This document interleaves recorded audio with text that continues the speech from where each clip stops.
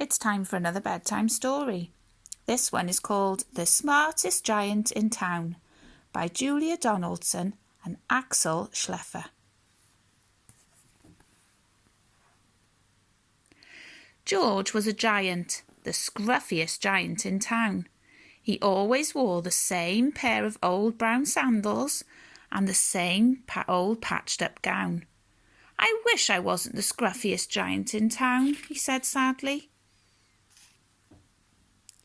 But one day George noticed a new shop. It was full of smart clothes. So he bought a smart shirt, a smart pair of trousers, a smart belt, a smart stripy tie, some smart socks with diamonds up the sides, a pair of smart shiny shoes. "Now I'm the smartest giant in town," he said proudly.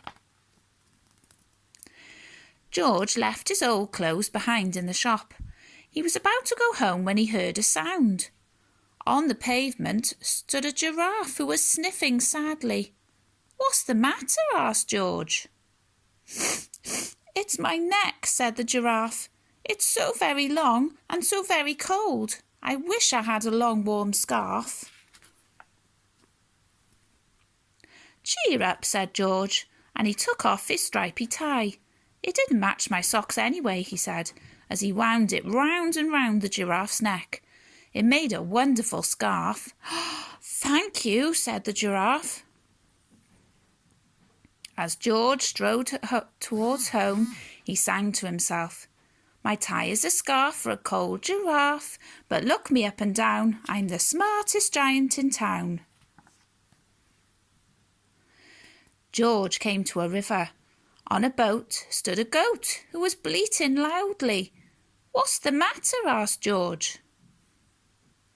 "It's my sail," said the goat. "It blew away in a storm. I wish I had a strong new sail for my boat." "Cheer up," said George, and he took off his new white shirt. It kept coming untucked anyway, he said, as he tied it to the mast of the goat's boat. It made a magnificent sail. "Thank you," said the goat. George strode on, singing to himself, "My tie is a scarf for a cold giraffe, my shirt's on a boat as a sail for a goat, but look me up and down, I'm the smartest giant in town." George came to a tiny ruined house. Beside the house stood a white mouse with lots of baby mice, and they were all squeaking. "What's the matter?" asked George. "It's our house," squeaked Mother Mouse. "It burnt down, and now we've nowhere to live. I wish we had a nice new house." "Cheer up," said George, and he took off one of his shiny shoes. "It was giving me blisters anyway," he said, as the mouse and her baby scrambled inside. The shoe made a perfect home for them. "Thank you," they squeaked. George had to hop along the road now, but he didn't mind. As he hopped, he sang to himself, "My tie is a scarf for a cold giraffe, my shirt's on a boat as a sail for a goat, my shoe is a house for a little white mouse, but look me up and down, I'm the smartest giant in town." George came to a campsite. Beside a tent stood a fox who was crying. "What's the matter?" asked George. "It's my sleeping bag," said the fox. "I dropped it in a puddle. I wish I had a warm, dry sleeping bag." "Cheer up," said George, and he took off one of his socks with the diamonds up the side. "It was tickling my toes anyway," he said, as the fox snuggled into it. It made a very fine sleeping bag. "Thank you," said the fox.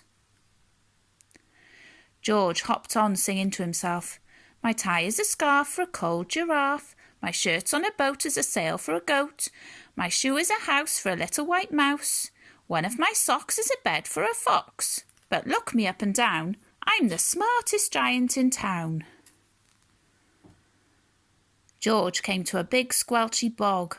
Beside the bog stood a dog who was howling. "What's the matter?" asked George. "It's this bog," said the dog.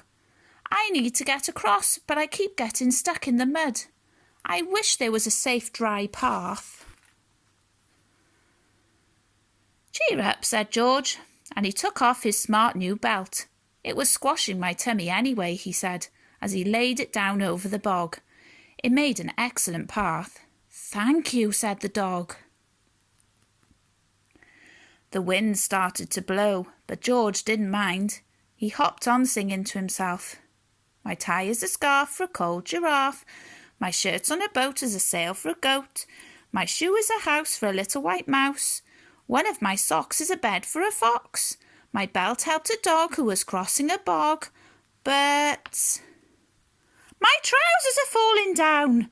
I'm the coldest giant in town." Suddenly George felt sad and shivery and not at all smart. He stood on one foot and thought, "I'll have to go back to the shop and buy some more clothes," he decided. He turned round and hopped all the way back to the shop. But when he got there, it was closed. "Oh no!" cried George. He sank down on the doorstep and a tear ran down his nose. He felt as sad as all the animals he'd met on his way home.